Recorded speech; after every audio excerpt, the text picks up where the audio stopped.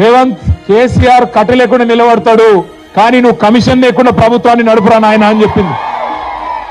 Commission తీసుకోకుండా ప్రభుత్వాన్ని నడుపు దమ్ముంటే ఆయన కట్ట లేకుండా కాదు మంచిగా నిలబడతాడు. ఆయన కొడితే ఎట్లుంటుందో నువ్వు కాదు, నీ పాత గురువు గారిని అడుగు చెప్తాడు కొడితే ఎట్లుంటుందో. నీ ఇప్పుడు గురువుని అడుగు, నీ గురువుని అడుగు, రాహుల్ గాంధీ వాళ్ళ అమ్మని అడుగు చెప్తుంది ఎట్లా ఢిల్లీ మెడలు వంచి తెలంగాణ తెచ్చిండో కేసీఆర్ కొడితే ఎట్లుంటుందో ఆ దెబ్బ తిన్నోళ్ళని అడుగు తెలుస్తుంది. ఆయన నాకు తెలియక అడుగుతా, ఈయనకు కేసీఆర్కి ఏమైనా పోలికున్నది అసలు?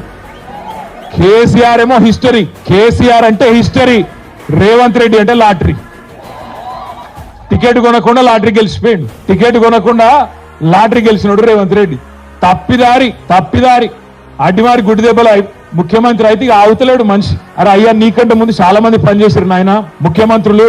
రేవంత్ ఒక్కటి గుర్తుపెట్టుకో, ఒకటి యాది పెట్టుకో, కేసీఆర్ పేరును నువ్వు కాదు కదా కాంగ్రెస్ తాత జేజమ్మలు దిగచ్చినా ఎవరు మర్పించలేరు.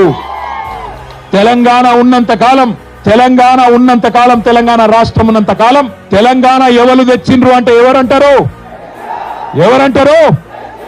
మరి గిట్లున్నాక ఆయన ఏం బిక్తాడు నాకు అర్థం కాదు.